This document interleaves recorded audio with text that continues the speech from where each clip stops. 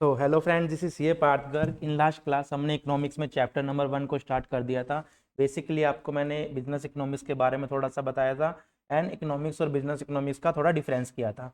उम्मीद करूंगा कि आपको लास्ट वाला सेशन अच्छे से समझ में आ गया, आपने घर पे उसको अच्छे से रीड आउट कर लिया।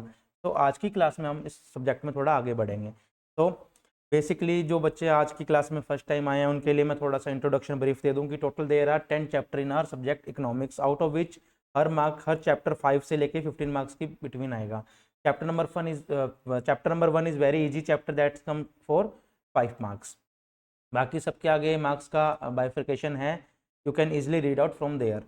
चैप्टर नंबर 10 है, that is Indian economy. Basically हमारा 8th 9th 10th क्लास का पॉलिटिकल साइंस जो सब्जेक्ट होता था, एसएसटी होता था, उसी के बेस पे है, हिस्ट्री के बेस पे है। स्टूडेंट इस चैप्टर को नॉर्मली छोड़ के जाते हैं, उनको नहीं समझ में आता, बट हमने इस चैप्टर के ऐसे नोट्स बनाए हैं, ऐसे आपको उसको क्लास में आपको समझने को मिलेगा।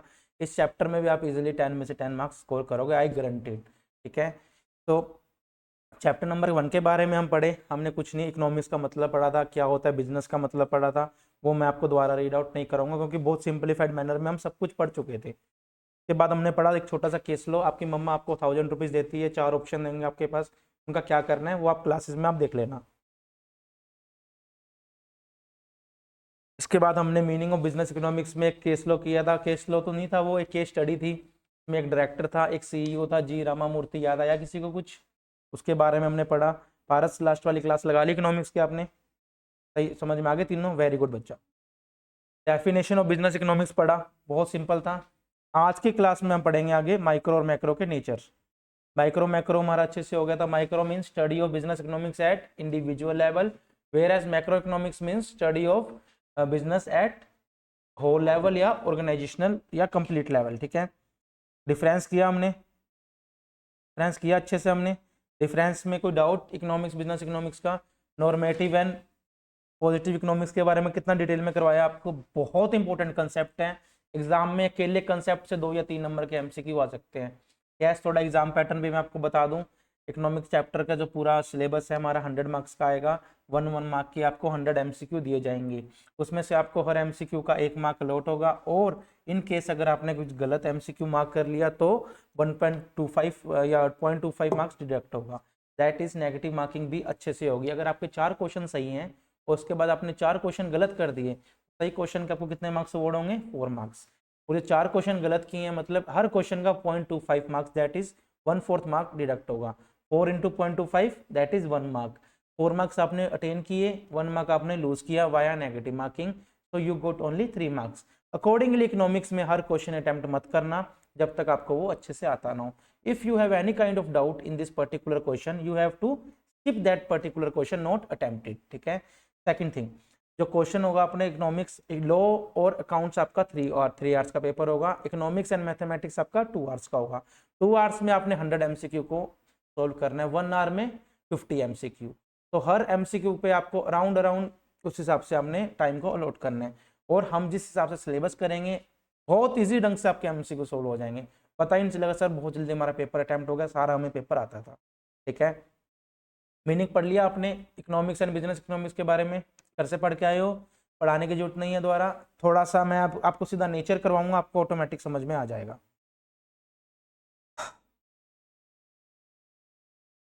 Come on page number 11, that is nature of business economics. अब मैं इकोनॉमिक्स की डेफिनेशन करवा चुका हूँ, बिजनेस इकोनॉमिक्स की डेफिनेशन करा चुका हूँ। सबसे पहले मैं बात करता हूँ बिजनेस इकोनॉमिक्स की, सिर्फ समझना है बच्चों मेरे साथ, नथिंग एल्स।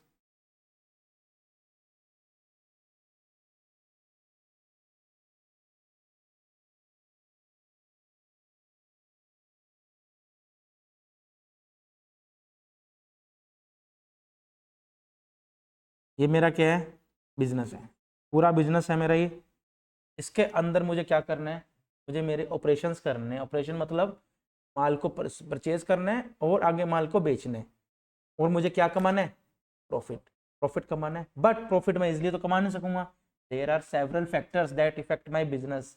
कल को मेरा कॉम्पिटिटर आगे सेम ऐसा बिजनेस खोल के बैठ दे, मेरे तो कस्टमर लूज हो गए। कल को गवर्नमेंट इस चीज़ पर टैक्स रेट ज़्यादा लगा दे, जीएसटी रेट बढ़ा दे, या इन्फ्लेशन आ जाए, लोगों की पेइंग कैपेसिटी खत्म हो जाए, तो भी मेरे बिजनेस को नुकसान है। That is called microeconomics and macroeconomics के certain environmental factors.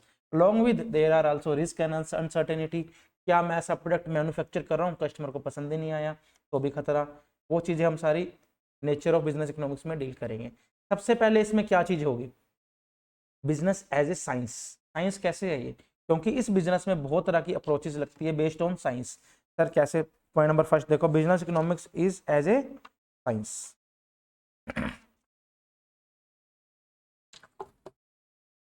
साइंस मतलब देखो मेरी बात समझना, science is a systematic body, systematic body है किस चीज की है, of knowledge which establish cause and effect relationship. किसी ने +2 लेवल पे पढ़ा है word cause and effect relationship, क्या होता है कोज एंड इफेक्ट रिलेशनशिप।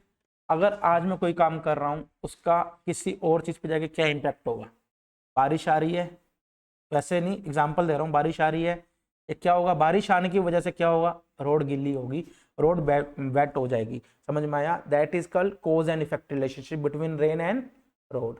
मैं आपको डांट लगा रहा हूँ, पढ़ के नहीं आ रहे, मैं आपको डांट लगा रहा हूँ, इससे क्या होगा, नेक्स्ट क्लास में आप पढ़ के आओगे। That is called cause and effect relationship.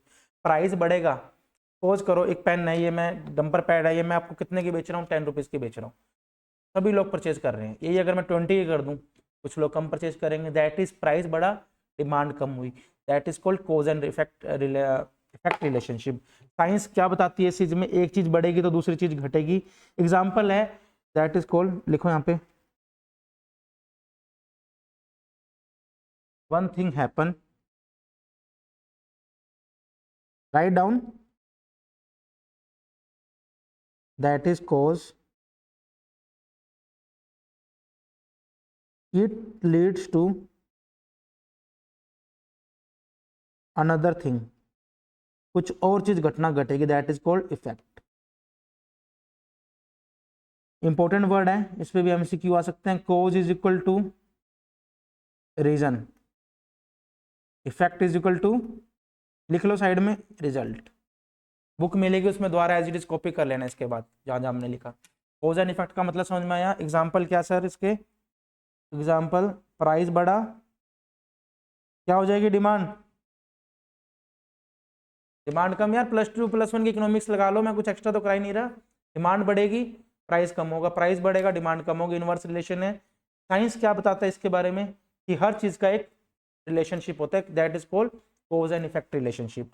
Business economics integrate करती है, बिजनेस इकोनॉमिक्स जो हम पढ़ने जा रहे हैं वो इंटीग्रेट करती है इस कंसेप्ट को, the tools of decision science. कौन कौन से टूल्स, जैसे मैथमेटिक्स, लीनियर प्रोग्रामिंग हम पढ़ते हैं, वो पढ़ेंगे आगे क्या चीज होती है मैथमेटिक्स में। सर एक चीज में हम, मेरे को मेरे बिजनेस में क्या करना है, ज्यादा से ज्यादा प्रॉफिट कमाना है, कम से कम कॉस्ट पे कमाना है, that is called linear programming. Relationship between 2 variables पढ़ते होंगे मैथमेटिक्स में आप, यस।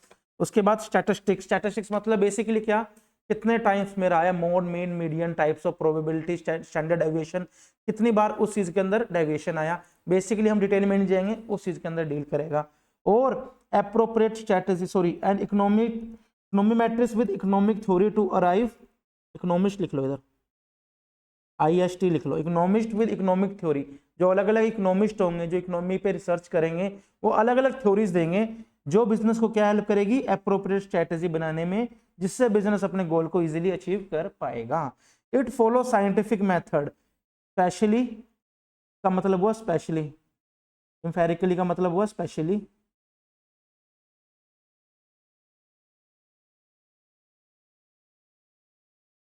प्रैक्टिकल टेस्ट लेगा ताकि मेरे रिजल्ट को मैं वैलिडेट कर पाऊं।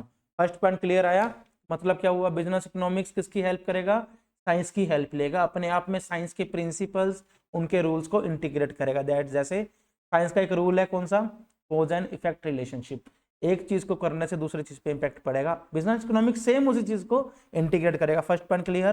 दोबारा बता रहा हूं, हमने कुछ भी याद नहीं करना, हमने सिर्फ चीज को समझना है। पेपर में आपको एज इट इज लाइन बना के इस सब्जेक्ट में नहीं लिखना, सिंपल दिया होगा business economics deal with cause and effect relationship, कोई दूसरा ऑप्शन कुछ और, तीसरा कुछ और, चौथा कुछ और, जो कि तीनों उसके प्रिंसिपल नहीं होंगे। हमने पढ़ा था cause and effect, within 10 second एक नंबर पक्का। हम करेंगे, एमसीक्यू सोल्व करना भी सिखाऊंगा आपको। और क्लियर, कुछ पे पूछना है यहाँ से, फर्स्ट पॉइंट क्लियर।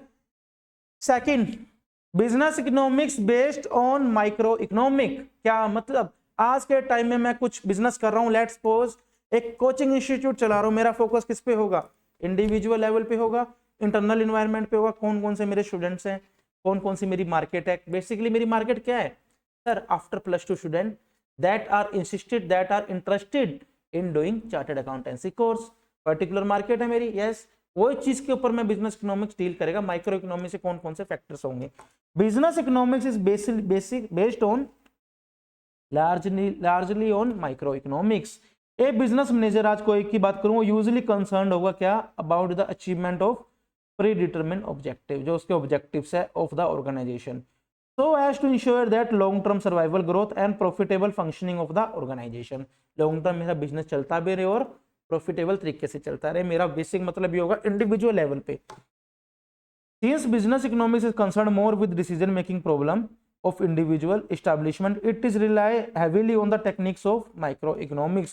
Basically हर बिजनेस के अंदर एक प्रॉब्लम आती है, that is called decision making. हम डिसीजन मेकिंग नहीं कर पाते, वो हम किसकी हेल्प से कर पाएंगे, बिजनेस इकोनॉमिक्स की हेल्प से कर पाएंगे। जी रामा मूर्ति वाला एग्जांपल याद है, लोग डायरेक्टर थे, अशोक अग्रवाल ने पंगा कर दिया था, सर हमें आपकी पॉलिसी पसंद नहीं आई, उनमें आपस में क्या कन्फ्लिक्ट रहा बच्चों, डिसीजन मेकिंग का। सेम उसी तरह माइक्रो इकोनॉमिक्स की हेल्प से हम उस इसमें डिसीजन को अप्रोप्रिएटली ले पाएंगे। यस, चलें, दोनों कंसेप्ट क्लियर। अब आ जाओ मैंने मेरा बिजनेस बढ़िया चल लिया, अब मेरे को लग रहा है मेरे को माइक्रो इकोनॉमिक्स के फैक्टर पे भी जोर देना पड़ेगा। कल को सपोज करो मैंने मेरा प्रोडक्ट 100 रुपये का बेच रहा हूँ, गवर्नमेंट ने मैंडेटरी कर दिया इस पर 18% GST लगेगा। पहले मैं 5% पे लगाता था, 100 वाली चीज़ मैं कितने में पे करता था, मैं कस्टमर को 105 में पे करता था, कस्टमर मुझे 105 दे के जाते थे। अब आगे दोबारा कस्टमर है, मैंने कहा भाई साहब कॉस्ट तो मैं 100 रुपये की बेचूंगा, उस पर मैं 5% लगा के 105 तक की कॉस्ट थी, मुझे 12% GST चेंज हो गया, 112 लगेगा। आपका कौन सा GST, मुझे कोई मतलब नहीं है, मैं पहले 105 पे करता था, आज 112 कर रहा हूँ, तो 7 रुपये मेरे से किस बात के लिए, तू जाने तेरी गवर्नमेंट जाने। इससे क्या हो गया, कस्टमर का नुकसान हो गया, कस्टमर के साथ रिलेशन खराब हो गए। क्या ये फैक्टर भी बिजनेस को इंपैक्ट करेगा, आउटसाइड द ऑर्गेनाइजेशन जो चीज आ रही है। Concept clear. Incorporate the elements of macro analysis, मतलब आउटसाइड द एंटिटी कोई चीज हमारे बिजनेस को आगे इंपैक्ट करती है, government, pollution, technological change. White board पे पढ़ाता था, बच्चे कहते सीए वाले सर हमें व्हाइट बोर्ड पे नहीं, टेक्नोलॉजी के साथ अपने आप को भी इंप्रोवाइज करो, हम नहीं पढ़ पाएंगे, that is called technological change.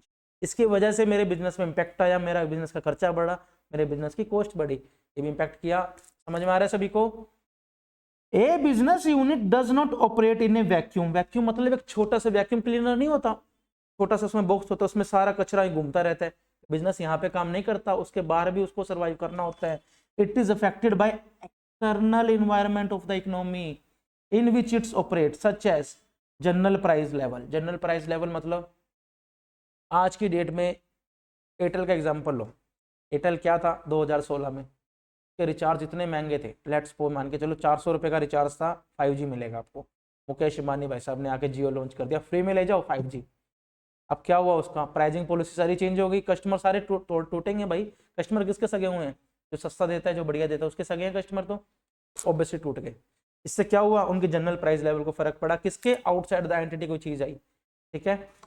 Income and employment level, obviously कम, लोगों के इनकम और एम्प्लॉयमेंट लेवल बढ़ गया या कम हो गया, लोगों में इन्फ्लेशन बहुत रेट बढ़ गया, चीज़ों में महंगाई बढ़ गई, लोगों की ऑब्वियसली पेइंग कैपेसिटी कम होगी, महंगाई बढ़ेगी, कम होगी, उसी वजह से मेरा बिजनेस में इम्पैक्ट होगा इन द इकोनॉमी। और गवर्नमेंट पॉलिसी बन गई, टैक्स बढ़ा दिया, इंटरेस्ट रेट बढ़ा दिए, एक्सचेंज रेट बढ़ा दिए, इंडस्ट्रीज प्राइस बढ़ा दिया, distribution, wages, regulation of monopoly, ये सब कुछ चेंज हो गए, बिजनेस मेरा इंपैक्ट होगा। ऑल क्लियर कंसेप्ट, ये फैक्टर्स होंगे, याद नहीं करना, सिर्फ समझना है। All these R component of micro economics. Sir हमें पता है, ना बताते तो भी हमें पता था। A business manager must be acquainted, मतलब integrated with this and other micro economic variable such as present में भी और पास्ट में भी, जो उसके इन्फ्लुएंस को, डिसीजन को इन्फ्लुएंस करेंगे। ऑल क्लियर, बहुत सिंपल लैंग्वेज में है, समझ में आ गया सारा। फर्स्ट पॉइंट क्या था, business economics as a science, business economics integrates micro economics, business economics integrate या इनकॉर्पोरेट माइक्रो इकोनॉमिक्स। तीनों पॉइंट समझ में आ गए।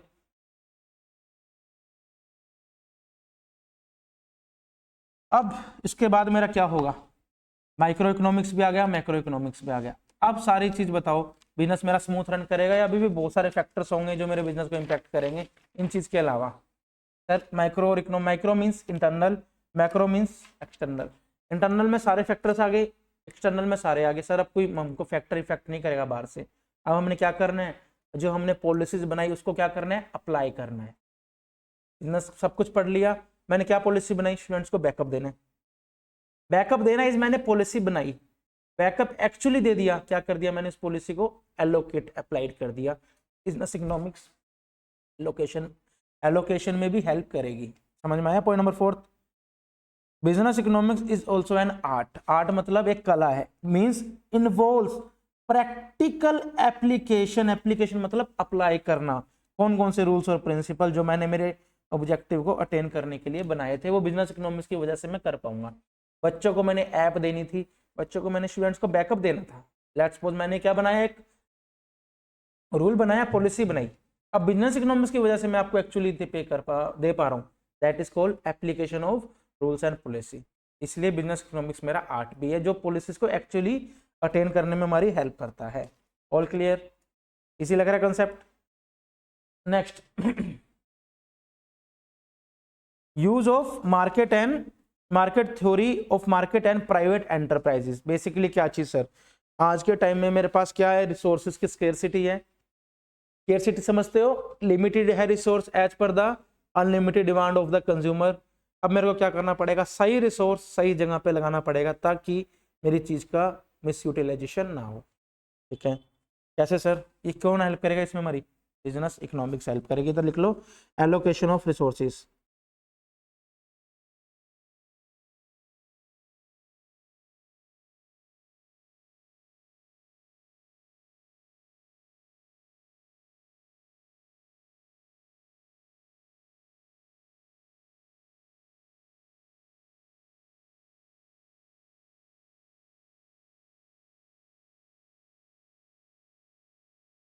बिजनेस इकोनॉमिक्स लार्जली यूज कौन कौन सी थ्योरीज को यूज करता है, theory of market and private enterprise की थ्योरीज जो है। इट यूज द थ्योरी, इनकी थ्योरी और की हेल्प से क्या करता है, रिसोर्स का एलोकेशन करता है appropriately to the backdrop of private enterprises economy. कि मेरे प्राइवेट एंटरप्राइजेस की इकोनॉमी में मेरे ऑप्टिमम यूटिलाइजेशन ऑफ रिसोर्सेज को कैसे मैं अप्लाई करूं ताकि मेरा रिसोर्स वेस्ट भी ना हो और अप्रोप्रिएटली काम भी हो जाए। ठीक है, चारों पॉइंट बिल्कुल इजी लगे, पांचों पॉइंट हो गए क्या, चार पांच हो गए। फर्स्ट बताओ, first, business economics is a science that incorporates the element of micro economic and macroeconomics which also helps to apply the art, art की तरह हम इसको यूज कर सकते हैं, and focus on optimum utilization of resources. एक line में पांचों समझ में आ गए। सिक्स करें, pragmatic in approach. What do you mean by pragmatic, pragmatic लिखो यहाँ पे बच्चों, कहीं भी लिख लो। ये थोड़ा मैं नेक्स्ट जो आपको बुक मॉड्यूल मिलेगी ना उसमें मैंने इसका कलर चेंज कर दिया है, सारा वाइट ही कर दिया है, इससे आपको बाकी पूरे नोट्स में भी लिखने में इशू नहीं आएगा। ये एक्चुअल कलर ऐसा था इसका, तब करके ऐसी चीज आ गई, कोई बात नहीं, आप कहीं भी साइड में लिख लो, एक बार कैसे भी लिख लो। फ्रेश मॉड्यूल जो आपको मिलेगा उसमें आप प्रॉपर लिख लेना। ठीक है, लिखो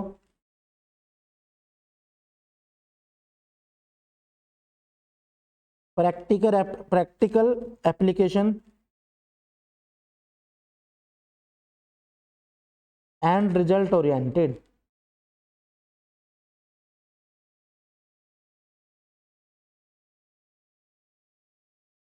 rather than theoretical।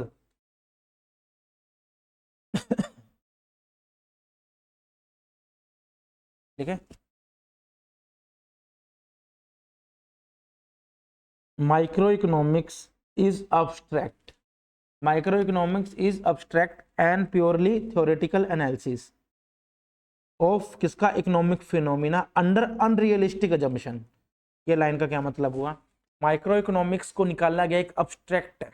अब्स्ट्रैक्ट समझते हो, आपको नोट्स मिलेंगे, 5 पेजों का चैप्टर रहेगा, 5 पेजों की एक बुकलेट आएगी, उसमें से ये क्या है, उसका एब्स्ट्रैक्ट है, बोल सकते हैं एक पार्ट निकाला हुआ है। सेम उसी तरह माइक्रो इकोनॉमिक्स इज अब्स्ट्रैक्ट है और एक प्योरली थ्योरेटिकल अप्रोच है जिसमें कुछ अनरियलिस्टिक अजम्पशन पे बेस्ड होता है। कैसे सर, कहीं भी लिखोगे, यहाँ पे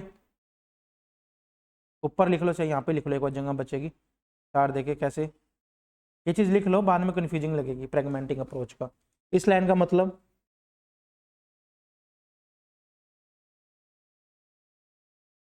because it study ideas not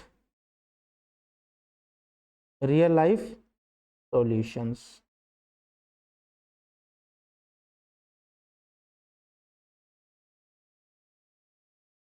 second point,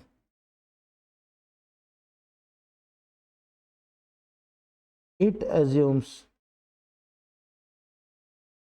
buyer and seller have full knowledge of economics.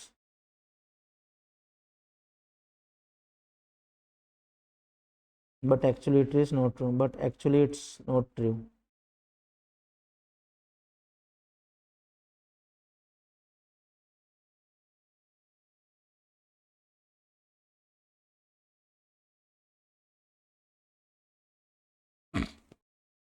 लिख लिया। फर्स्ट लाइन का मतलब ये हुआ माइक्रो इकोनॉमिक एक एब्स्ट्रैक्ट है जो थ्योरेटिकल अजम्पशन को यूज करता है under unrealistic assumption. What do you mean bye unrealistic assumption? आज के टाइम में बात करें, माइक्रो इकोनॉमिक्स क्या बोलते हैं? प्राइस बढ़ेगा, डिमांड कम होगी। अब सपोज किसी ने शॉप को किसी ने बिजनेस खोला, तो क्या पता इकोनॉमिक्स के बारे में? स्टार्टिंग में किसी ने बिजनेस खोला, कोई दवाइयों की दुकान का उसने फ्रेंचाइजी ली, उसको क्या पता प्राइस बढ़ेगा डिमांड कम होगी? स्टार्टिंग में मान के तो नहीं चलते हर किसी को सब कुछ पता होगा। बट माइक्रो इकोनॉमिक्स क्या बोलती है? हर किसी को सब कुछ पता होगा। एक अजम्पशन है, अनरियलिस्टिक है, प्रैक्टिकल लाइफ से कोई उसका रिलेशन नहीं है। बट बिजनेस इकोनॉमिक्स क्या बोलते हैं? In contrast business economics is pragmatic in approach. Pragmatic मतलब application of real procedure and application, practical application and result oriented approach rather than theoretical. वो एक्चुअली इस चीज को अप्लाई करती है business economic rather than theoretical. Example, इसी चीज का एग्जांपल लिखो यहाँ पे।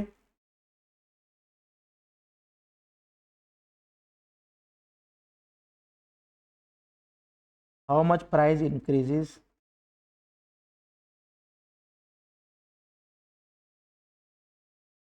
Bye change in factors. कितने परसेंट मेरा प्राइस बढ़ेगा कल को कुछ फैक्टर में चेंज हो गया तो? ये किसकी बात करता है? Business economic pragmatic in approach है। प्रैक्टिकल एप्लीकेशन की हेल्प से मैं इस चीज के अंदर अपने आप का प्राइस सेट कर सकता हूँ, अपने बिजनेस का प्राइस सेट कर सकता हूँ due to the change in factors. Concept समझ में आया? एज इट इज टैकल, ये टैकल करता है प्रैक्टिकल प्रॉब्लम्स को। किससे? रियल वर्ल्ड से। माइक्रो इकोनॉमिक्स ये चीज नहीं करता, वो सिर्फ एक अपने को जम्पशन दे देता है, अनरियलिस्टिक जम्पशन, यार तुम सोल्व करो। बट बिजनेस इकोनॉमिक्स की हेल्प से हम अच्छे से इस चीज को सोल्व कर सकते हैं because it is in pragmatic in approach. Paper में इतना डिटेल में नहीं आएगा, मैंने सिर्फ आपको जनरल अंडरस्टैंडिंग के लिए इतना डिटेल में समझाया है। मैं चाहता तो सीधा pragmatic in approach real life solution से अपने प्रैक्टिकल एप्लीकेशन को लगा के हम रिजल्ट ओरिएंटेड अप्रोच से काम कर सकते हैं। इतना करा के छोड़ सकता था, इसलिए कराया कल को केस स्टडीज पे आ जाए 2 नंबर की, आप अटेम्प्ट कर पाओ। Concept clear? एक बार बोलो सब क्लियर हो गया, मैं आगे बढ़ो। Interdisciplinary in nature. इंटरडिसिप्लिनरी मतलब सब कुछ आपस में इसको मिक्स है। बिजनेस इकोनॉमिक्स नाम का इकोनॉमिक्स है, साइंस की भी हेल्प लेगा और अपना उसकी मैथमेटिक्स की भी हेल्प लेगा, स्टैटिस्टिक्स की भी हेल्प लेगा और ऑपरेशनल रिसर्च की भी हेल्प लेगा। बिजनेस इकोनॉमिक्स इंटरडिसिप्लिनरी मतलब मिक्स है, मिक्स ऑल सब्जेक्ट, सारे सब्जेक्ट का मिक्स है। जैसे ये इनकॉर्पोरेट टूल्स करेगा कहाँ से? Other discipline such as mathematics, operational research, management theory, accounts, marketing, finance, statistics, econometrics, अलग अलग चीजों से सबके टूल्स को कंसेप्ट करके अपने अंदर इंटीग्रेट करेगा। All clear? बिजनेस इकोनॉमिक्स का मतलब नॉर्मेटिव इन नेचर। सर ये करवाने की तो जरूरत नहीं है, बहुत अच्छे से करा, बट हम दोबारा करेंगे। What do you mean bye normative and positive? आप लोग कितने घंटे पढ़ते हो? 4 घंटे डेली पढ़ते हो, that is called positive economics. आप कर रहे हो ये चीज, ये फैक्ट है, ये एक्चुअलिटी है, ये ट्रू है। आप लोगों को कम से कम 6 घंटे पढ़ना चाहिए, that is called normative theory. एक सजेशन है, it should be, it ought to be, ऐसा होना चाहिए, but it is not necessary. Price बढ़ेगा, डिमांड कम होगी, डिमांड बढ़ेगी, प्राइस कम होगा। क्या है? पॉजिटिव है या नॉर्मेटिव है? Sir it is positive, it is fact, it is true. Government को टैक्स रेट कम कर देना चाहिए, कौन सी है, नॉर्मेटिव, कर देना चाहिए, अभी तक किया तो नहीं है या ना ही तो करेगी इस चीज से। कंसेप्ट बेसिक समझ में आया, बहुत इंपॉर्टेंट, मोस्ट इंपॉर्टेंट, मार्क करो इसको। Economic theory has develop alone line, two lines, पहला कौन सा, पॉजिटिव, दूसरा क्या, नॉर्मेटिव। ए पॉजिटिव और pure science analysis cause and effect relationship between variable in the objective हम पढ़ चुके हैं। पॉजिटिव थ्योरी क्या करेगी, ये कॉज और इफेक्ट रिलेशनशिप बनाएगी, मतलब एक चीज के बढ़ने से दूसरी चीज पे फर्क पड़ेगा। अभी बताया प्राइस और डिमांड का relation in a scientific manner, but it does not involve any value judgement. Judgement मतलब एक सजेशन, यहाँ पे लिख लो judgement is equal to suggestion. Positive economic में जजमेंट तो नहीं लगेगी। In other words positive economics में क्या होगा, व्हाट इज क्या है, and what ought to be और क्या हो चुका था या क्या कुछ होने वाला है, ठीक है। प्राइस बढ़ेगा, डिमांड कम होगी, एक्चुअलिटी की बात करते हैं। In other word it is descriptive in nature, most important MCQ इस पे।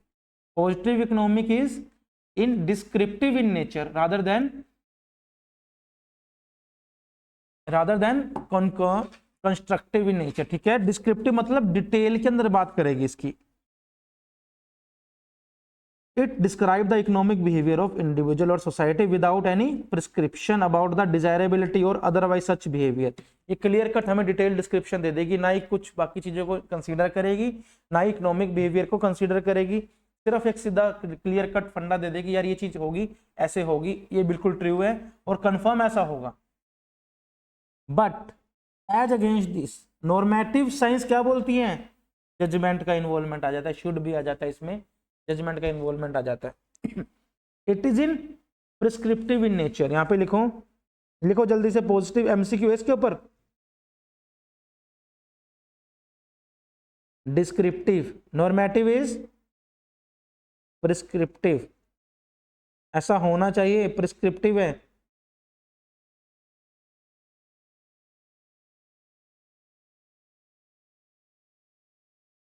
प्रिस्क्रिप्शन, चलो मैं समझाता हूँ, प्रिस्क्रिप्टिव लिखो,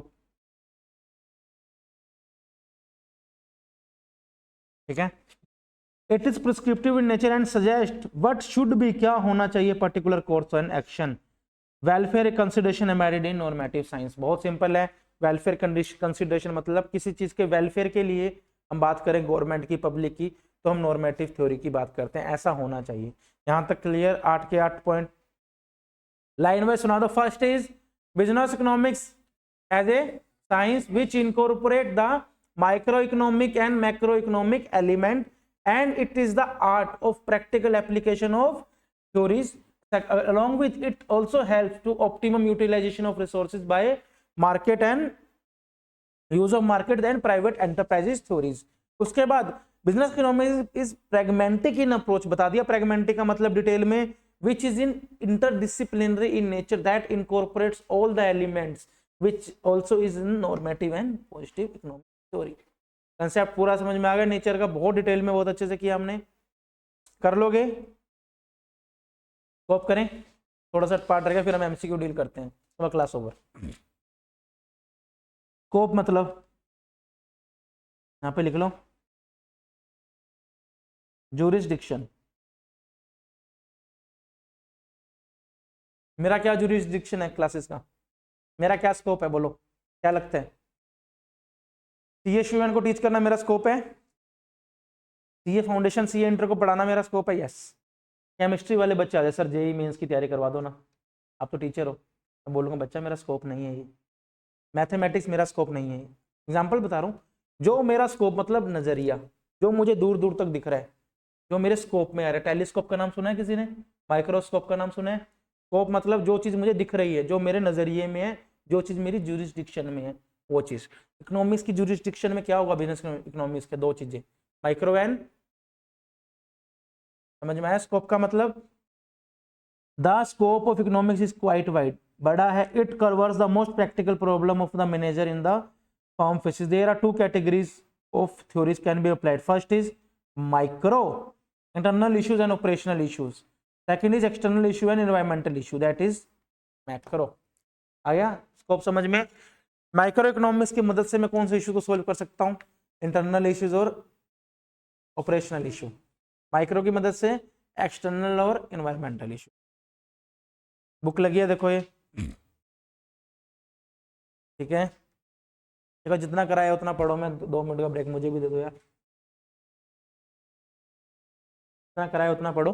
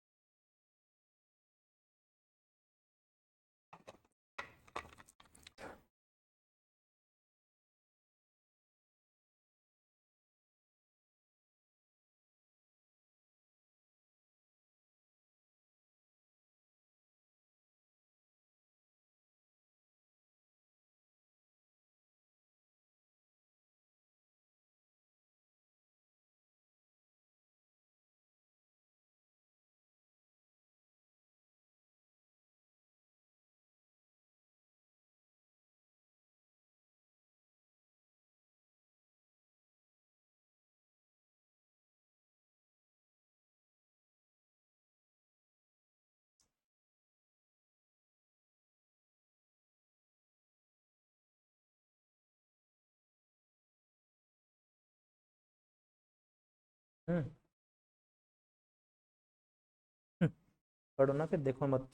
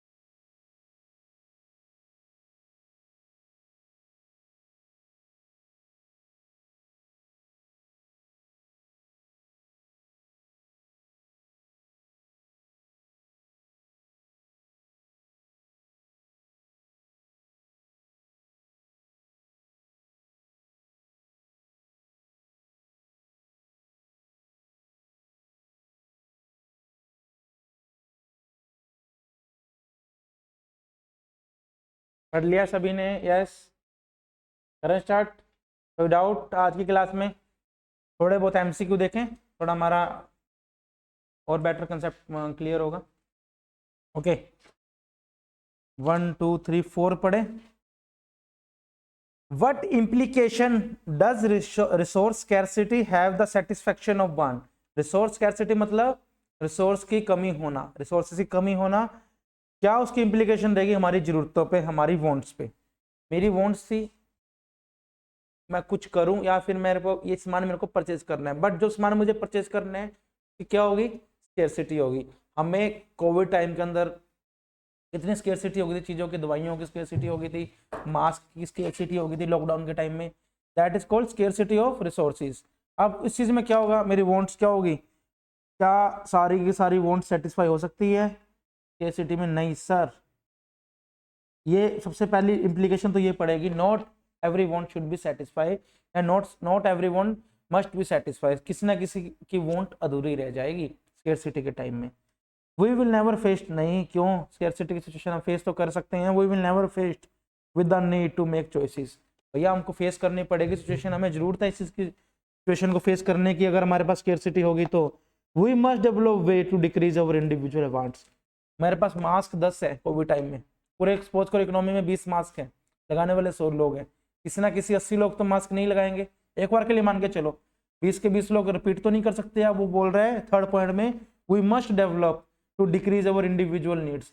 भैया आधी घंटा मास्क तू लगा ले, आधे घंटा कोई वाला मास्क तू लगा ले, ऐसा हो सकता है प्रैक्टिकली? सर नहीं, तो ये भी गलत है।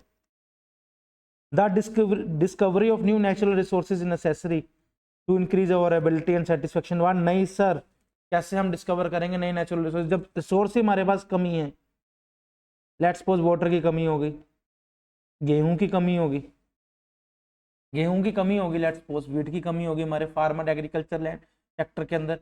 तो इससे क्या होगा, कम से कम हमारी वांट्स, हर जरूरत की तो वांट पूरी नहीं हो सकती। अरे एलपीजी का एग्जांपल ले लो यार, करंट एग्जांपल चल रहा है एलपीजी का, स्कैर्सिटी ऑफ रिसोर्सेज हो गई। यस, ईरान का वॉर चल रहा है अमेरिका से, वो पंगा पड़ा हुआ है उनका, उस करके हमारी स्कैर्सिटी होगी। इस करके हर चीज घर के अंदर सिलेंडर तो नहीं पहुंच सकता, जो अप्लाई करेंगे, जो अप्रोप्रिएटली प्रायोरिटी वाइज रहेंगे। काफ़ी होटल्स शट डाउन हो रखे हैं, लोगों ने तवा रोटियां बनानी बंद कर दी। होटल्स की बात कर रहा हूँ, ढाबों की, आप पता करना हर जगह डीजल भट्टी का काम हो रहा है। लोगों ने नए नए वेस्ट तो इस चीज़ को फुलफिल करने के लिए कर लिए, बट करंटली हर पर्सन की तो डिमांड पूरी नहीं हो रही, इसलिए ए। All clear? ये करवा दिया फिफ्थ मैंने आपको। सिक्स्थ पढ़ो। In every economic system scarcity impose limitation. किस किस पे लिमिटेशन लग जाती है, यहां पे लिख लो सर, सभी, सभी पर। कोई मर्जी हो, लिमिटेशन स्कैर्सिटी के टाइम में सभी पर लग जाएगी। हाउस होल्ड पे लगेगी, यस सर। एलपीजी की बात करें, बिजनेस फर्म पे लगेगी, बिल्कुल लगेगी। गवर्नमेंट पे लगेगी, यस, गवर्नमेंट पे प्रेशर आ जाएगा। और नेशन एज होल सभी पर लगेगी, yes. House hold firm note the government, नहीं सर, गवर्नमेंट पे भी लगेगी। फेडरल गवर्नमेंट क्या होता है, बिजनेस फर्म के सभी पर लगेगी। ए तो कितनी जल्दी हमारा एमसीक्यू ये 5 सेकंड्स में कंसेप्ट स्ट्रॉन्ग है तो। All clear? किसी का कोई doubt? Sixth, macro economics is also called as, macro मंथ मतलब होल, सभी को, सभी की बात करते हैं यहाँ पे, ये टोटल एग्रीगेट सारे इकोनॉमिक्स फैक्टर को, जो एक्सटर्नल फैक्टर को भी एक साथ लेके चलता है मैक्रो। माइक्रो इकोनॉमिक्स किसकी बात करता है, इंडिविजुअल लेवल की बात। पूरे, मैं कितने सीए स्टूडेंट पढ़ा रहा हूँ, लेट्स सपोज मेरे इंस्टीट्यूट से कितने पढ़ रहे हैं, 200 स्टूडेंट्स, और पूरे ऑल ओवर इंडिया में कितने पढ़ रहे हैं, 20,000 स्टूडेंट्स। मैं मेरी बात किसी करी माइक्रो की, पूरे 20,000 की मैं किसकी बात कर रहा हूँ, मैक्रो की, टोटल की बात करें तो क्या ये एग्रीगेट है। All clear? जितने एमसीक्यू करवा रहा हूँ अच्छे से कर लेना, घर से पढ़ के आना इन चीजों को। An example of positive economic analysis would be, क्या, analysis of relationship between price and quantity, क्या होगा, यस सर। ये रिलेशनशिप होगा पॉजिटिव इकोनॉमी का। क्या रिलेशन है, प्राइस बढ़ेगा डिमांड घटेगा। Determine how much income should, आ गया वर्ड, ये किसका बन गया, शुड भी मतलब होना चाहिए, नॉर्मेटिव। डेटरमाइन फेयर प्राइस, द्वारा डेटरमाइन वर्ड आ गया। डेटरमाइन करना है, पॉजिटिव की तो बात ही नहीं है, इतना कितना करके दिखाओ, फाइनल कुछ नहीं आया अभी तक। डिसाइडिंग हाउ आ गया, कैसे डिस्ट्रीब्यूट को हम करें, तो कंसेप्ट क्लियर? किसी को कोई भी डाउट? आपको क्लियर हो रही है चीज ये? नाइन्थ पढ़ते हैं। A study of how increase in the corporate income tax will affect the national unemployment rate is the example of। बोलो, आप बोलो,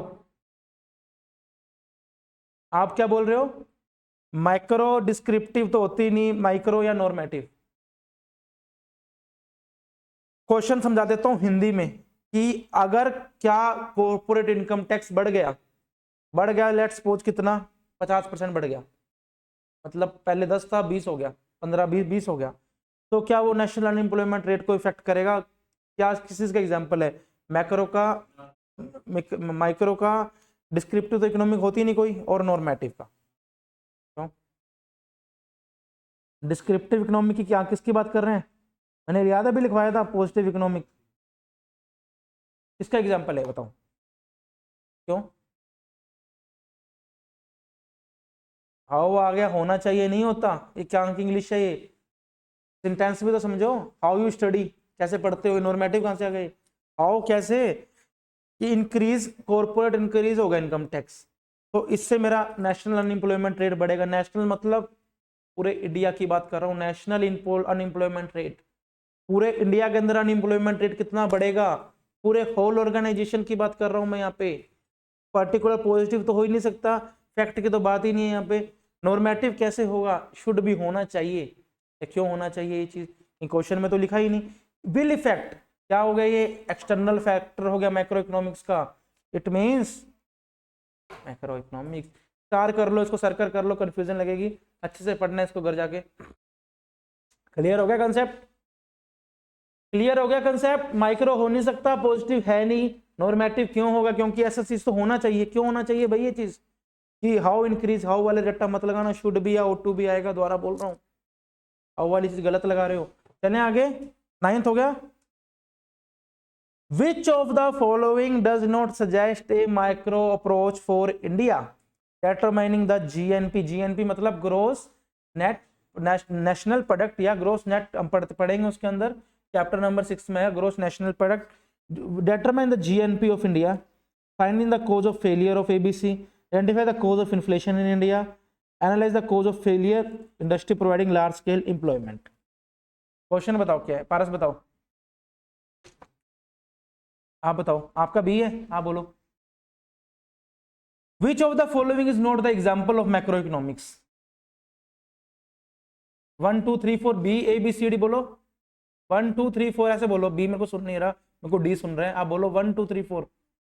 2 बिल्कुल सही, वेरी गुड। क्योंकि फर्स्ट के अंदर किसकी बात कर रहा है? होल इंडिया की।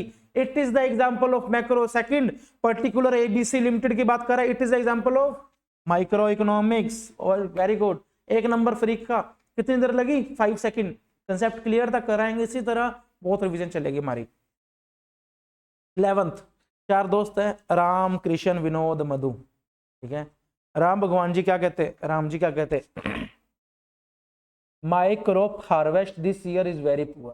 तो बोला राम जी बोले यार इस साल मेरी फसल बहुत बेकार हुई है। क्या कारण रहेंगे? बारिश का कारण हो सकता है।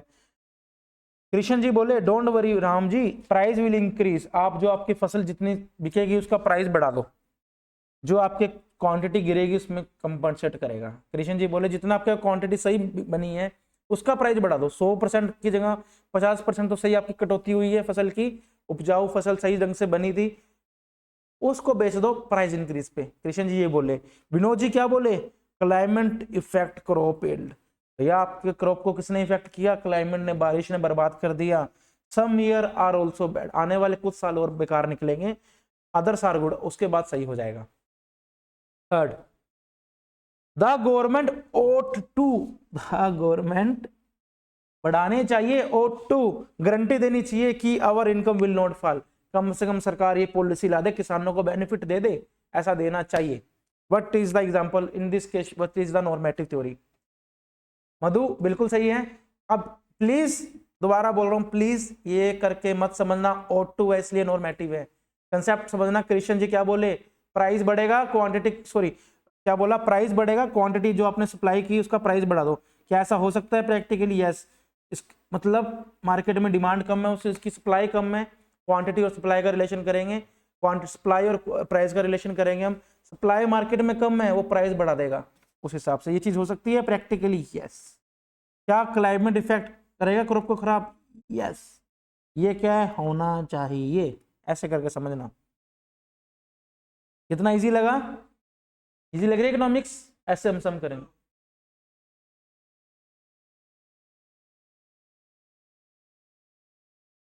मेरी बात समझो, आपके गांव के अंदर लेट्स सपोज मैं अकेला किसान हूँ, 100 एकड़ में मेरी लैंड है, 50 एकड़ की मेरी फसल खराब हो गई, 50 एकड़ की मेरी बिल्कुल सही है, मान के चले 50 एकड़ की बेचने के लिए मेरे कस्टमर कौन है? 100 लोग हैं। मैंने कहा 50 एकड़ की मैं पहले बेचता था 100 रुपये पर किलो के हिसाब से, मैंने कहा मैं तो 100 की नहीं बेच पाऊंगा, मेरे को नुकसान लगा है, 150 की बेचूंगा। वो खरीदार तो अभी भी उसको जाना तो कहीं है ही नहीं, सामान तो मेरे से लेंगे।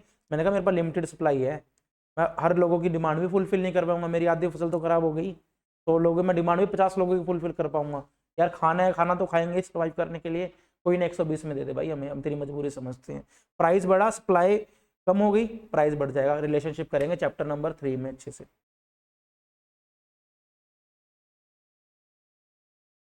मोनोपोली और करेंगे हम फॉर्म्स ऑफ मार्केट में, सब पढ़ा हुआ, टेंशन मत लो, अच्छे से करवा दूंगा, डोंट वरी। जितना आपको अब करवाया बच्चों समझ में आ गया टॉपिक आपको अच्छे से। चले 12th पढ़ो। विच of the following and decide which if any economy is without scarcity. क्या कोई इकोनॉमी स्कैरसिटी में नहीं है, वो चीज डिफाइन करेगी। The pre independent Indian economy where most people were farmer. क्या इस सिचुएशन के अंदर स्कैरसिटी नहीं होगी? एग्जाम्पल क्वेश्चन पढ़ो। Consider the following and decide, क्या ये इकोनॉमी विदाउट स्कैरसिटी है या नहीं है? Sir no, it is economy with scarcity. A mythical economy where everybody is billionaire, इसका क्या मतलब हुआ? बिलियनियर है, हर कोई ऐसी इकोनॉमी बना दे सब कोई ऊपर रिच क्लास। अरे यार जब रिसोर्सेज स्कैरसिटी होगी, हवा पानी नेचुरल थिंग, फसल की वो हो गई स्कैरसिटी होगी, लेट्स सपोज, तो लोग कैसे करेंगे? कितना पैसों को थोड़ी ना खाएंगे, बिलियनियर है तो खाएंगे तो रोटी ही खाएंगे, तो खाना ही, तो ये चीज भी incorrect. Any economy where income is distributed among the people equally, ऐसे तो कोई इकोनॉमी नहीं होती। आपको पढ़ाऊंगा चाहे यूनिट नंबर 2 में मिक्स्ड इकोनॉमी के बारे में पढ़ेंगे, वो चीज होती नहीं, नन ऑफ द अबव। यहाँ पे इसको स्टार कर लेना, थोड़ा सा आपको कंफ्यूजिंग हो सकता है क्योंकि ये भी तक आपको यूनिट करवाया नहीं है, तब करके हमने पहले ही पढ़ लिया। अगला बोलो यार। विच of the following is not a subject matter of micro economics. कौन सा माइक्रो इकोनॉमिक्स का सब्जेक्ट मैटर नहीं है? माइक्रो मतलब छोटी इकोनॉमिक्स का एग्जांपल नहीं है। प्राइस ऑफ मैंगो, आम का rate. The cost of producing A fire truck, fire department in India, fire cost बनाया फायर ट्रक के लिए fire department of India. The quantity of mango produce for the particular mango market, the national economy annual rate of the growth. कौन सा example नहीं है micro economic का? 1 2 3 4 बोलो। किस किसको 4 के अलावा कुछ लग रहा है? हाथ खड़ा करो। 4 के अलावा कुछ? सभी का 4th आंसर है सतीश? यस। समझ में आया 4th क्यों है? 4th is the right answer. 4th national economy की बात कर रहा है, मतलब होल की बात कर रहा है। पहले में एक पर्टिकुलर आम की बात कर रहा है, हाँ ठीक है। दूसरे में एक फायर ट्रक की बात कर रहा है, थर्ड में एक quantity of mango particular mango market की बात कर रहा है, और ये पूरे होल इंडिया की बात कर रहा है। The branch of economic theory that deal with problem of allocation of resources is. कौन सी थ्योरी है? अभी मैं आपको कराऊंगा, इसका पेंडिंग में रखो। वैसे एलोकेशन ऑफ रिसोर्सेज की बात माइक्रो इकोनॉमिक करता है, क्योंकि मैक्रो इकोनॉमिक्स पे तो इस चीज का इंपैक्ट पड़ेगा, यानी इंडिविजुअल फर्म पे इसका इंपैक्ट पड़ेगा। एक और को स्किप करा दो, वैसे माइक्रो इकोनॉमिक थ्योरी है, पेंडिंग हमारा भी करेंगे हम। Which of the following is not the subject matter of the business economics. अभी पढ़ा हमने, should our firm be in the business, क्या हमारी फर्म बिजनेस में होना चाहिए? Yes it is a subject matter. How much, हम कितना प्रोड्यूस करें, किस प्राइस पे करें? Yes it is a subject matter. हम प्रोड्यूस मार्केट में कैसे प्लेस करें? It is a subject matter of my business. Business की बात कर रहा हूँ, तीनों चीजें बिजनेस में होगी। क्या मैं एम्प्लॉयमेंट को डिक्रीज कर सकता हूँ? पूरे इकोनॉमी में मेरा बिजनेस से क्या लेना देना है? बेरोजगारी आ रही है मार्केट में, मेरे बिजनेस से क्या लेना देना है? It is not the example. समझ में आया? बिजनेस इकोनॉमी किस किस पर डील करेगी? कौन से हमारी फर्म में बिजनेस में काम कर रही है, क्या मेरे को मेरा प्रोडक्ट का प्राइस डिसाइड करना है, और मार्केट में उसको कहाँ रखना है। मैं कॉस्मेटिक्स का ना फेस वॉश बेच रहा हूँ, मेरे पास कौन कौन से जरिया है बेचने का, एक तो ऑफलाइन स्टोर, एक अमेजोन, वहाँ पे मेरे प्रोडक्ट को प्लेस कर रहा हूँ, बिजनेस इकोनॉमिक्स में बताएगा। कंसेप्ट क्लियर हो रहा है? 16 which of the following is normative economic statement. Normative economic statement कौन सी है? मोस्ट इंपोर्टेंट मार्क करो, most important, most important mark करो, पेपर का एमसीक्यू है ये। Unemployment rate decreases with industrialization. Unemployment rate घटेगा, मतलब बेरोजगारी कम होगी जैसे जैसे इंडस्ट्रियां और बनेगी, इंडस्ट्री बनेगी। क्या ये सच है या फैक्ट है या एक सजेशन है? ये फैक्ट है सर, बिल्कुल सही है। जितना जितना उत्पादन होगा, इंडस्ट्रीज बनेगी, मैन्युफैक्चरिंग सेक्टर ग्रो होगा, वैसे वैसे इंप्लॉयमेंट भी जनरेट होगी। Yes, it is positive theory, it is fact. Second, economics is A social science that study human behaviour. Sir yes, it is a social science. हम पढ़ चुके थे नॉर्मेटिव, सॉरी, बिजनेस इकोनॉमिक्स की एक science है जो human behaviour की study करती है। The minimum wages should be raise to 200 रुपए पर वे। कम से कम हमारी मिनिमम वेजेस कितनी हो जानी चाहिए? 200 रुपए पर डे के हिसाब से हो जानी। India spend a huge amount of money on defence, ये बिल्कुल फैक्ट है। शुड भी आ गया, हो जाना चाहिए, नॉर्मेटिव थ्योरी का एग्जांपल बना। All clear? Yes everyone? 17 which of the following would be considered a topic of study of microeconomics। Microeconomics की स्टडी का कौन सा टॉपिक है? The effect of increase in wages on the profitability of cotton industry. Sir ये particular एक industry की बात कर रहा है, it is example of microeconomic. The steel effect of steel prices, particular एक स्टील इंडस्ट्री की बात कर रहा है, example of steel industry. The effect of increasing inflation rate, महंगाई के बढ़ने से all over living standard of people, India में क्या फर्क पड़ेगा, किसकी बात कर रहे हैं? Macro economics. तो it is the topic of macro economics. करें बच्चों, डी कर दूं? All clear? सी, सॉरी कोई बात नहीं भाई, सी कर दूं। डी मेरा क्या होगा? पर्टिकुलर कॉफी मार्केट की बात कर रहे हैं। 18 मुझे करके बताओ, सोच के बताओ, पढ़ो 2 मिनट पढ़ो, आंसर मत देखना भाई, मैं जैसा करवा रहा हूँ बस करते रहो।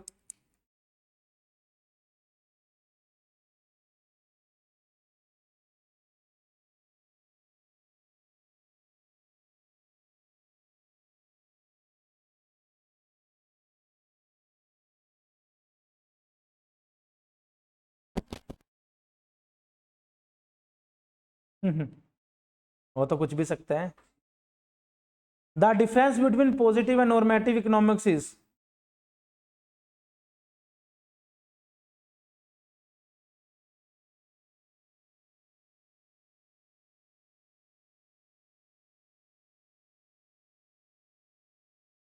Yes everyone? किस किस का 1 है, किस किस का 2 है, किस किस का 2 है?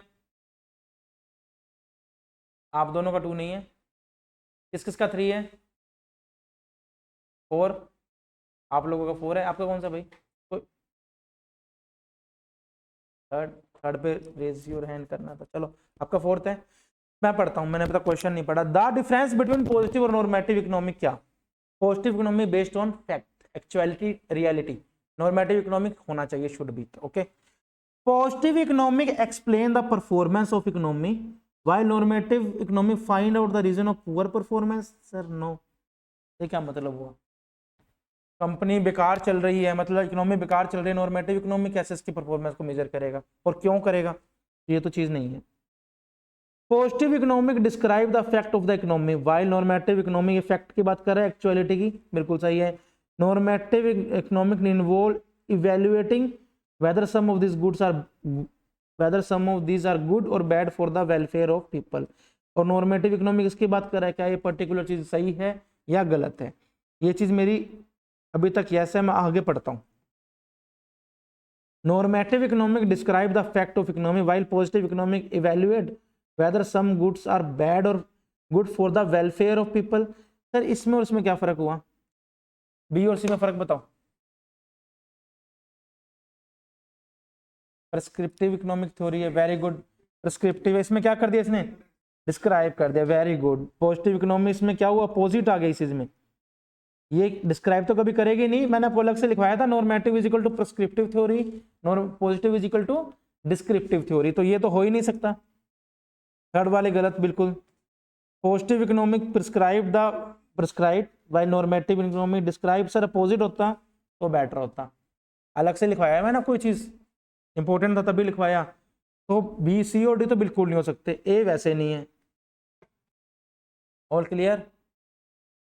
19th, which of the following is not with in the scope of business economics. Business economics के स्कोप में क्या क्या चीजें नहीं है। कैपिटल बजटिंग है, ये चीज हमको आपको करवानी थी, हमारा पेंडिंग है टॉपिक, करवा दूंगा। कैपिटल बजटिंग हमारे जब बिजनेस करेंगे हम, स्टार्टिंग में मेरे को कैपिटल बजटिंग करना पड़ेगा, कौन सी मशीन में पैसा डालूं, कौन सी मशीन मेरे लिए बेस्ट है। स्टूडियो बनाना था, 4K में मैंने शूट करना था, एक्चुअल हो रहा है। मेरे पास 4 कैमरे थे सामने, पैनासोनिक, कोसियोस, सोनी और एक और अदर ब्रांड, लेट्स वो निकॉन। 4 कैमरे थे, मेरे पास पैसे थे 2 लाख रुपए, लेट्स सपोज मेरे को इन्वेस्ट करना था।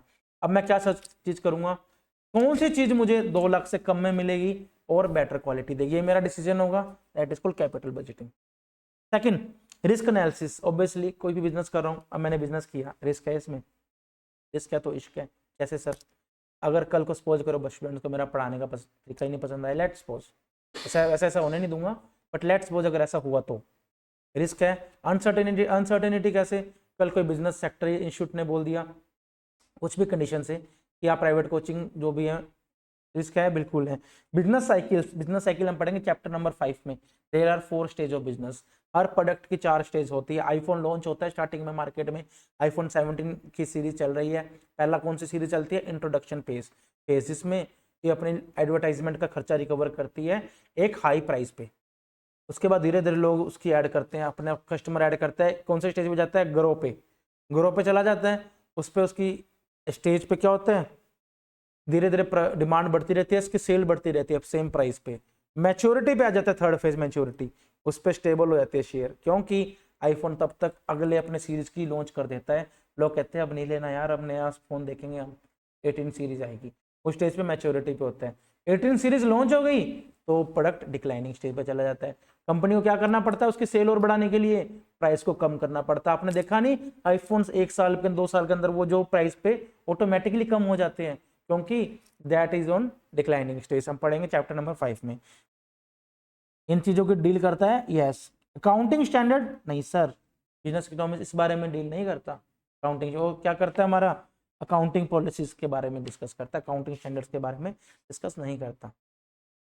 All clear.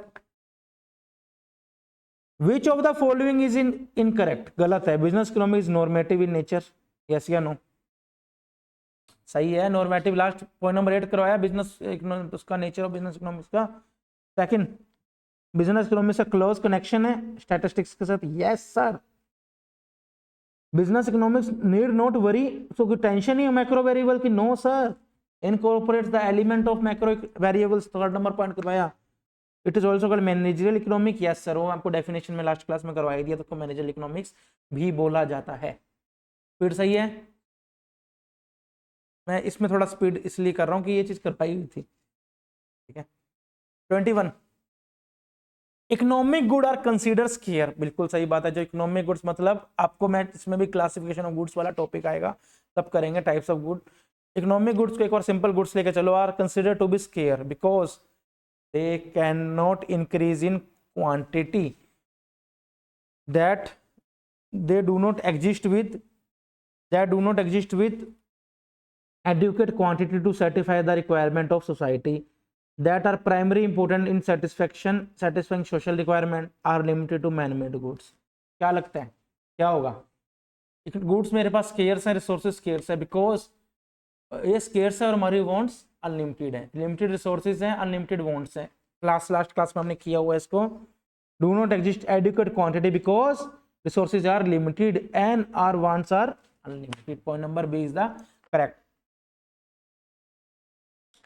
फ्री इकोनॉमी छोड़ दो, 23 छोड़ दो मतलब अभी हमारा टॉपिक पेंडिंग है। सच में सर ने बोला छोड़ दो मतलब छोड़ दो। 24 के बाद मैं देखता हूँ कौन सा आएगा मेरा। 32 पे आ जाओ बच्चों, 32 पढ़ो सीधा।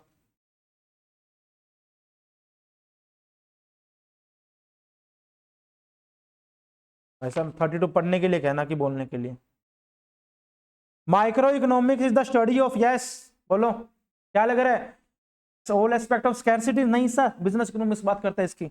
National economy as a whole, yes sir. कितनी देर लगी, 2 सेकंड या 3 सेकंड मैक्सिमम। कितने नंबर मिले, 1 नंबर। ऐसे नंबर हम स्कोर करेंगे। बच्चों के ऐसे नहीं 95 नंबर आ जाते इकोनॉमिक्स में, ऐसे नहीं आते उनके, पढ़ते हैं ऐसे हैं वो, ये ऐसे पढ़ेंगे।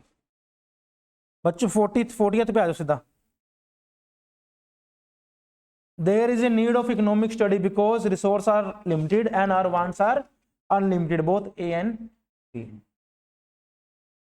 41 बेनिफिट ऑफ इकोनॉमिक स्टडी, क्या बेनिफिट मिलती है कि all problem are appropriately tackled, ये फायदा मिलता है। All problems will appropriately tackled.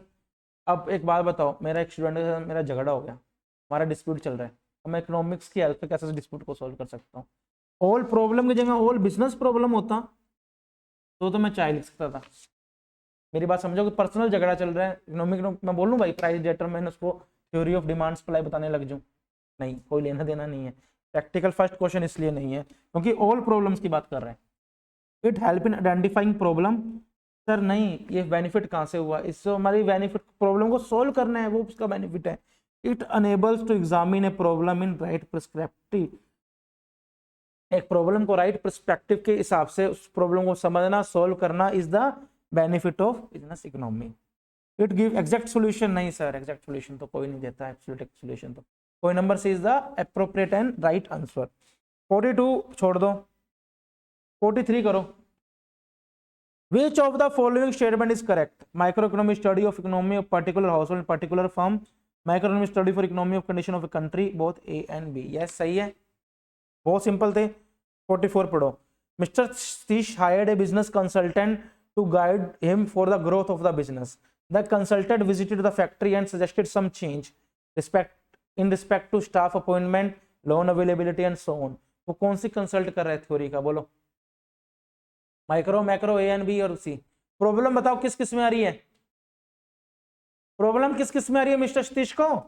एक तो किस में आ रही है बच्चों, स्टाफ अपॉइंटमेंट में, दूसरा लोन अवेलेबिलिटी में। क्या ये दोनों एक्सटर्नल फैक्टर है, इंटरनल फैक्टर है, इंटरनल है। अगर प्रॉब्लम आती गवर्नमेंट के टैक्स रेट में तो उसको स्टडी करनी पड़ती मैक्रो इकोनॉमिक्स की। हैंस कौन सी अप्रोच कंसल्ट कर रहा है वो, all clear. Profit motive is the dash merit of socialism, capitalism, mixed economy छोड़ दो, अगली क्लास में करेंगे। 47 आ जाओ। Which of the following statement is correct regarding business economics? कौन सी स्टेटमेंट करेक्ट है। Business economics attempts to indicate how business policies are formed. Yes sir. Business economics used microeconomics analysis and macroeconomics, अभी करवाया आपको मैंने, second number and third number. Yes sir. Business economics is pragmatic in approach. Yes sir. तो all of the above. Most important mark करो इसको। आपको मैंने आधा घंटा दिया था ना नेचर ऑफ बिजनेस इकोनॉमिक्स बताने के लिए, इसी वजह से दिया था। भर के एमसीक्यू है इस पे, भर के, मतलब अकेला चैप्टर 5 नंबर का आएगा तो 3 नंबर के इसमें से ही मिल जाएंगे, 2 नंबर से 3 नंबर, मतलब 5 नंबर का चैप्टर है। लेट्स सपोज करवाया आपको, अकेला कितना इंपॉर्टेंट कंसेप्ट है। चलें, unlimited ends and limited means together present the problem of scarcity, choice, distribution और नन ऑफ द अबव। बताओ क्या आएगा।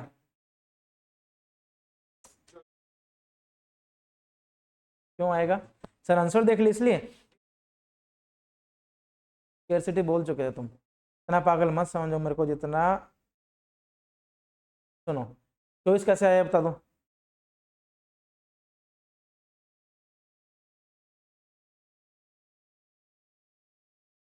मेरी मर्जी, मैं लूं या ना लूं यार, तुम मुझे कैसे बोल सकते हो ये चीज। मेरी बात समझो यार, रट्टा मत लगाओ। अच्छा, स्कैरसिटी का मतलब क्या होता है, लिमिटेड ऑफ लिमिटेड रिसोर्सेज, की हमारे पास रिसोर्स लिमिटेड है, हम प्रॉपर यूटिलाइजेशन नहीं कर पा रहे। मेरे पास 10 केजी कनक है, 10 केजी मेरे पास वीट है, खाने वाले 50 लोग हैं, हर पर्सन को 1 किलो चाहिए कनक, तो मैं 50 लोगों में कैसे बांट दूं। और हमारे पास नीड्स लोगों की अनलिमिटेड है, रिसोर्स लिमिटेड है। स्कैरसिटी ऑफ रिसोर्स का मतलब ये हुआ, मेरे घर पे लिम्का की बोतल पड़ी है, एग्जाम्पल दिया 1 लीटर की लिम्का है, हर 1 लीटर में लेट्स को 4 गिलास फिल होते हैं 250 ml के, मान के चलो। तो मैं कितने लोगों की प्यास को, कितने लोगों को मैं ग्रीड कर सकता हूँ, 4 पीपल्स को कर सकता हूँ, तो लोग आ गए 10। अब जब तक मेरे पास लिम्का पड़ी थी, लोग नहीं आए थे, तब तक वो मेरे क्या थे, रिसोर्स।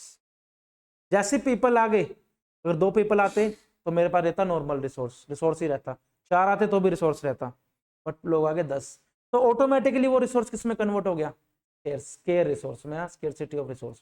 कंसेप्ट समझ में आया? अनलिमिटेड एंड्स है, कोई जरूरतों का हमारा एंड नहीं है, और लिमिटेड रिसोर्सेस है।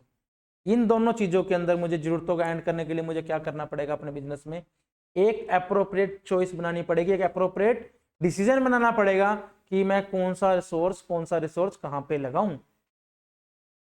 आपके पास 1 लाख रुपए थे, यस, किसी को मैंने एग्जांपल बताया था 1 लाख रुपए थे, अब 1 लाख रुपए का मल्टी यूजेस कर सकते हो, इन्वेस्ट कर सकते हो, म्यूचुअल फंड्स में डाल सकते हो, शेयर परचेज कर सकते हो। कौन सा रिसोर्स आपने कहाँ लगाना है बेटर रिटर्न लेने के लिए, उसके लिए आपको क्या बनाना पड़ेगा, एक अप्रोप्रिएट डिसीजन बनाना पड़ेगा, अप्रोप्रिएट चॉइस बनानी पड़ेगी। Hence it is consider as point number B choice. ठीक है, इसके साथ मेरा ये चैप्टर के सारे एमसीक्यू इस यूनिट के, अभी हमारा एक कंसेप्ट बचा हुआ है, और हम नेक्स्ट क्लास में डील कर लेंगे, बहुत छोटा सा कंसेप्ट है। इसी के साथ मेरे सारे एमसीक्यू जब तक जितना हमने करा सोल्व होते हैं। मैं उम्मीद करूंगा इकोनॉमिक्स का सेशन आपको बहुत अच्छे से समझ में आया, आपने कंसेप्ट को अच्छे से समझा, ना कि रट्टा मारा या याद किया।